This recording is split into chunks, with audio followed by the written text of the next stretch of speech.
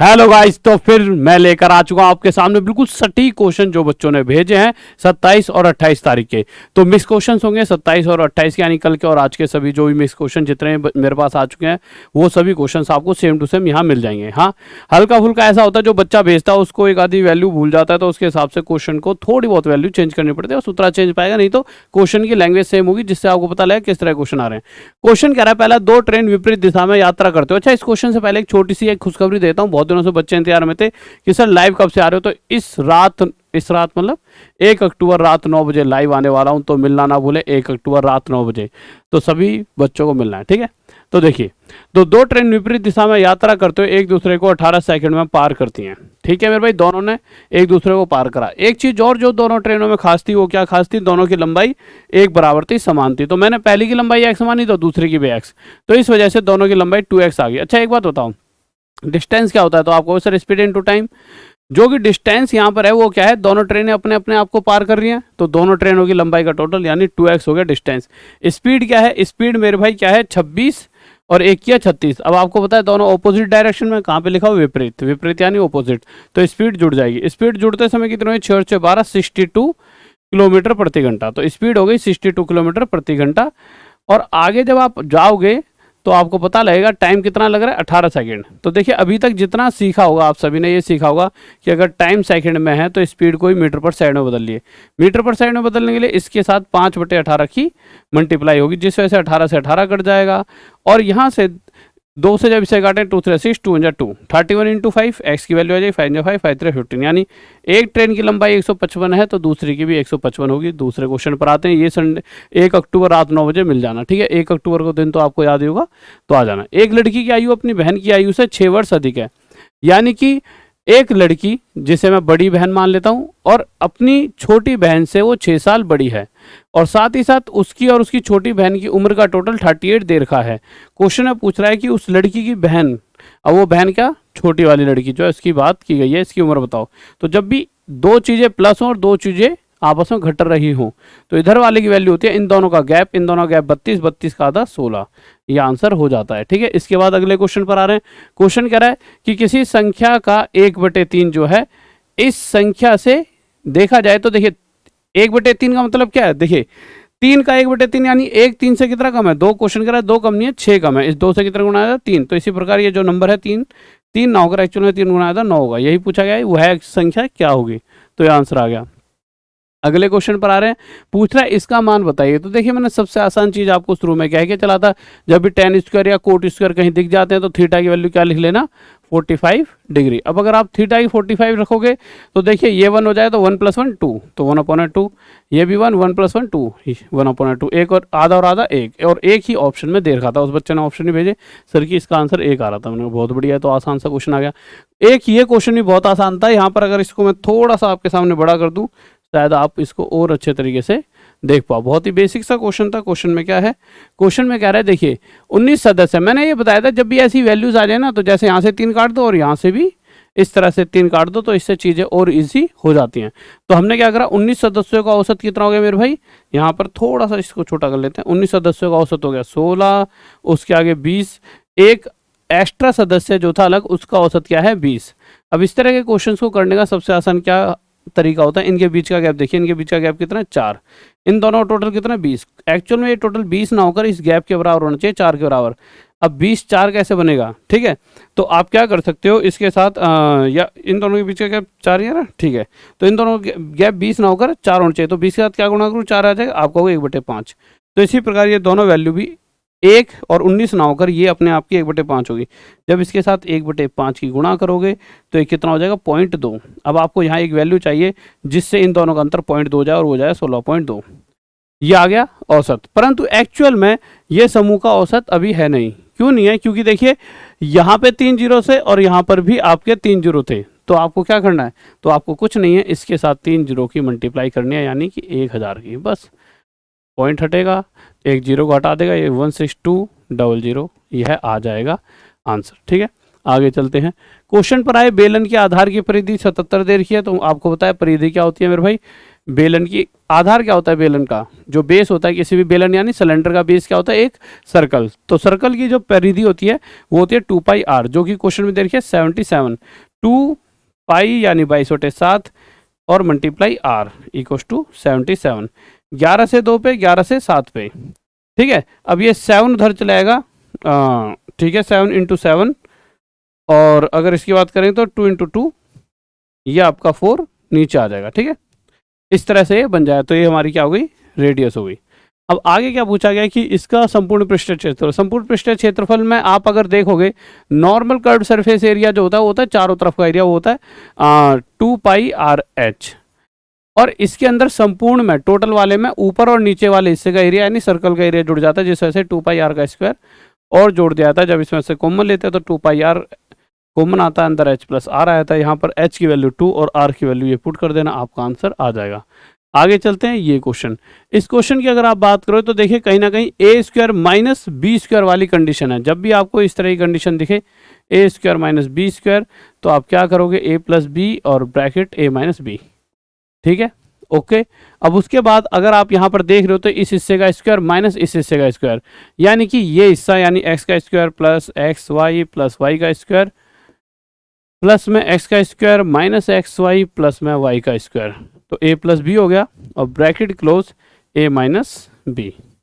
अब a क्या है, a तो यही रहेगा, x का square plus xy plus y का स्क्वायर माइनस b। अब b करोगे तो माइनस के बाद ये पूरा उसमें आएगा ब्रैकेट में, और जब ये बाहर आएगा तो ये माइनस का x का स्क्वायर हो जाएगा, ये प्लस xy हो जाएगा, ये माइनस का y स्क्वायर हो जाएगा। इस तरह से चीज़ों को लिखना होगा।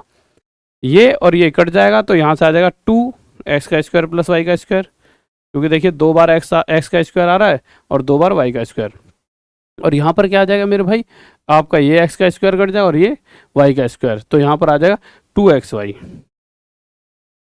तो यहाँ से 2 × 2 = 4, x का स्क्वायर प्लस y का स्क्वायर xy आपका आंसर आ जाएगा। अगला क्वेश्चन, क्वेश्चन कह रहा है 10% की दर से कोई धन 36 महीने का मतलब क्या है, देखिए एक साल में 12 महीने यानी कहीं ना कहीं 3 साल की बात हो रही है, उसे 36 महीने लिख दिया जिससे बच्चा कंफ्यूज हो जाए।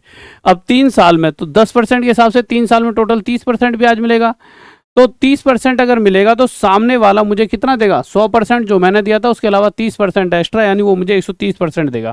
क्वेश्चन कह रहा है जो वापस दे रहा है वो कितना है, 19500। तो क्वेश्चन में क्या पूछा गया, मूलधन, मूलधन यानी 100% की वैल्यू पूछी गई है। सोल्व कर देंगे 13 से 10 पर, 13 × 13 13 1 13 35 65 0 0, 100% बनाने के लिए 1 0 है, 1 0 है, तो 100% की वैल्यू हमारी ये आ गई, ये हमारा आंसर आ चुका है। आगे चलते हैं, कह रहा है a और b मिलकर एक कार्य को 9 दिनों में कर सकते हैं। इसको थोड़ा सा ऐसा लंबा कर लेते हैं जिससे आप इसको एक सेकंड रुकिए, ऐसे जिससे और साफ आपको दिख पाए।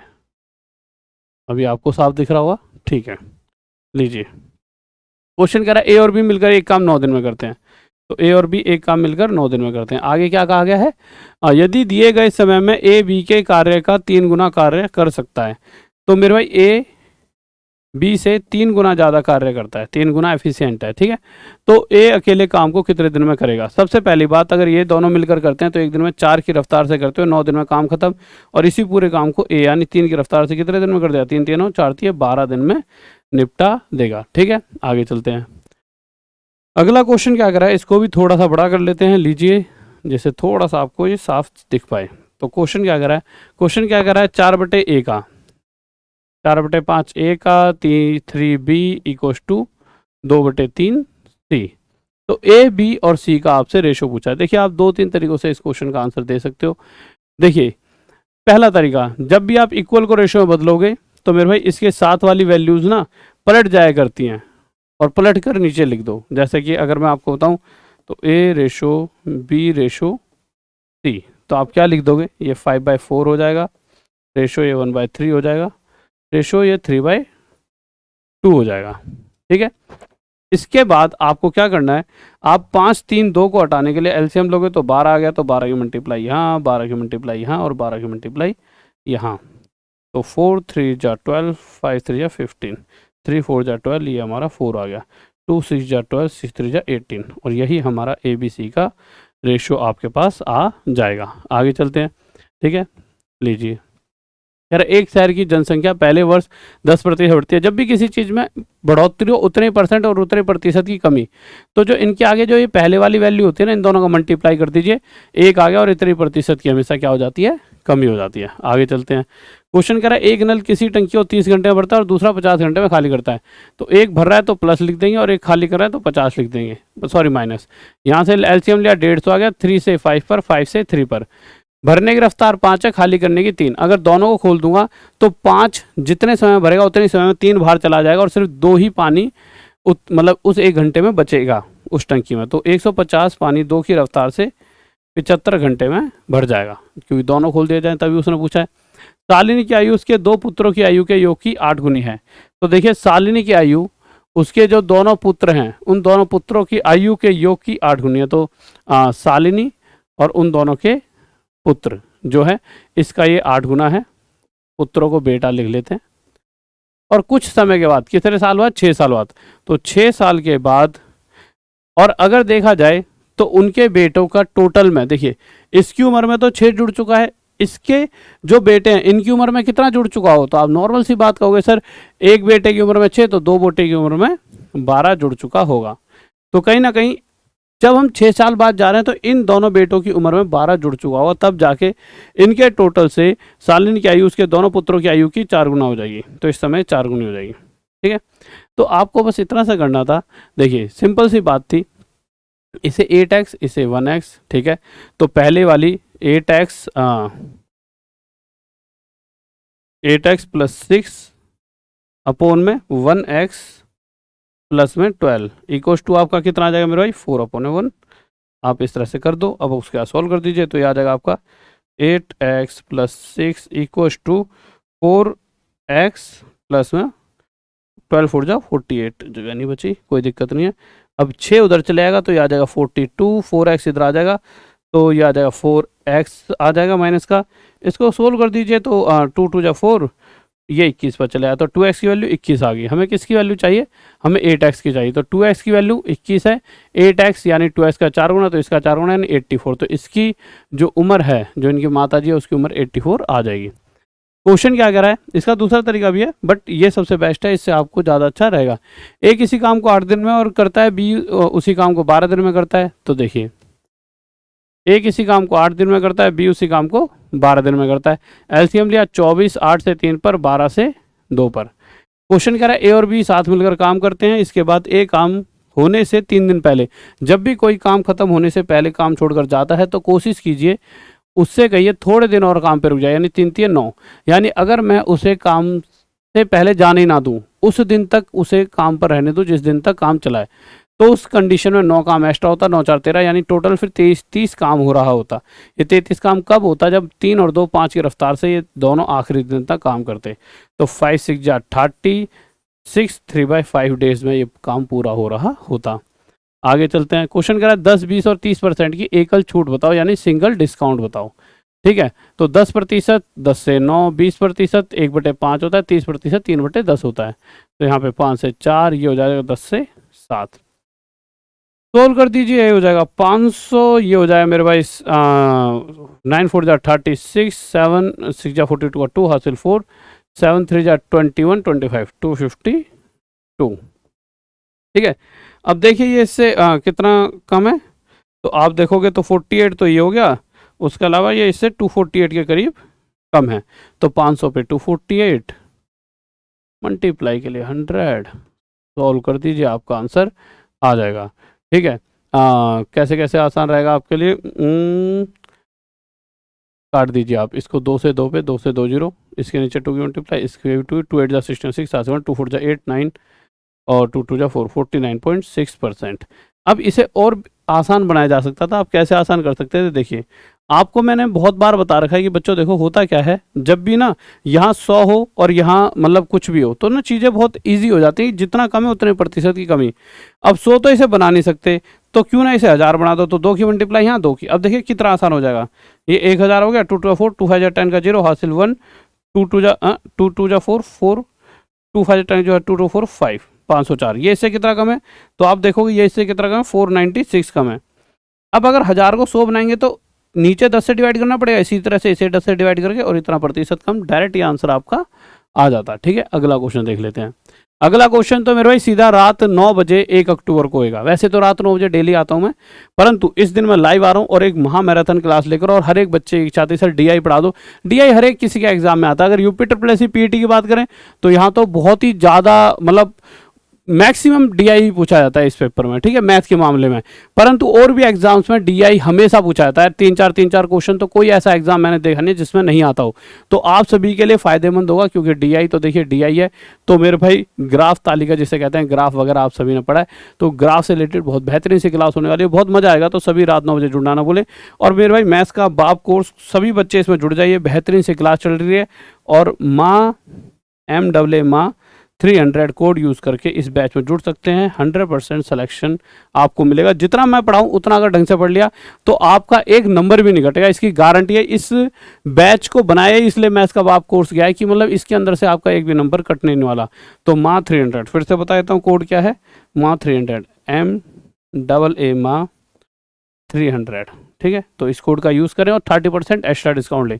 तो जाइए अभी जाके अपने सपने सच कीजिए। 20 दिन 20 चैप्टर क्रैश कोर्स सभी के पास होना चाहिए, ग्रुप डी पास करना है, क्योंकि इसी से सबका मैक्सिमम सिलेक्शन हुआ है।